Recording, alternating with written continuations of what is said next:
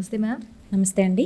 అంటే ఈ మధ్య కాలంలో ఎక్కువగా మనకి హర్యానా, తర్వాత మహారాష్ట్ర, పంజాబ్ ఇలాంటి ప్లేసెస్లో ఒకవేళ కన్సీవ్ అయిన తర్వాత అది ఆడపిల్ల అని అంటే దాన్ని కంప్లీట్గా అబార్ట్ చేసేసుకుంటున్నారు మ్యామ్. ఓన్లీ మగపిల్లడు మాత్రమే మా కుటుంబానికి ఒక దారి చూపిస్తాడు అనే విధంగా ఆలోచిస్తున్నారు. అసలు దీన్ని ఎలా చూడాలి అంటారు? సో సృష్టికి మూలం ఆడవాళ్ళు.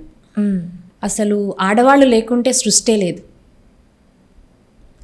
ఈరోజు ఆడపిల్లలు చేయలేని పని మగపిల్లలు చేసే పని ఏముంది? అంతరిక్షానికి వెళ్తున్నారు,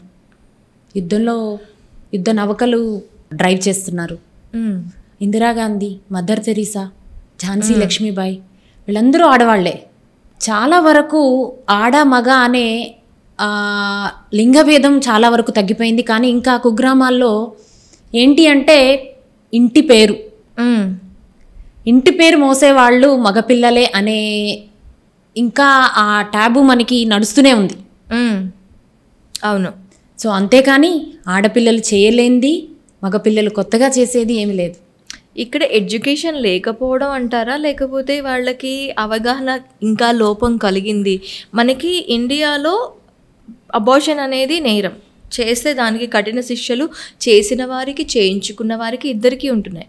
ఇంతలా శిక్షలు ఉన్నప్పటికీ కూడా దీనివైపు వెళ్ళటానికి ఎక్కడ స్కోప్ దొరుకుతుంది అసలు? సో మనం ఎంత రూల్స్ రెగ్యులేషన్స్ పెట్టినా మనిషి బ్రెయిన్లోకి వెళ్ళి మనము ఆ మార్పు తీసుకురావాలి. ఆ మార్పు వచ్చిన రోజే ఈ అబార్షన్స్, ఫిమేల్ ఫిటిసైడ్స్ అనేది తగ్గుతుంది. ఓకే, దానికి కొంచెం టైం పడుతుంది. ఇంతకుముందు ఉన్న ఆలోచనకి ఇప్పటికీ ఆలోచనకి చాలా తేడా ఉంది. సతీ సహగమనం చేసిన రోజుల నుంచి ఈరోజు ఆడపిల్లలు ఒంటరిగా విదేశాలకు వెళ్ళి చదువుకుంటున్నారు. అవును. ఓకే, సో అలానే మార్పు జరుగుతుంది. ఆ మార్పు ఒకటేసారి రావాలంటే చాలా కష్టం. అవును.